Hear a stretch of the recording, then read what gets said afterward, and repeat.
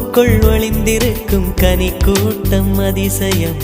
வண்ணத்து பூச்சி உடம்பில் ஓவியங்கள் அதிசயம். துளை செல்லும் காற்று மெல்லிசையாதல் அதிசயம். குருநாதர் இல்லாத குயில் பாட்டு அதிசயம். அதிசயமே அசந்து போகும் நீ எந்த அதிசயம்.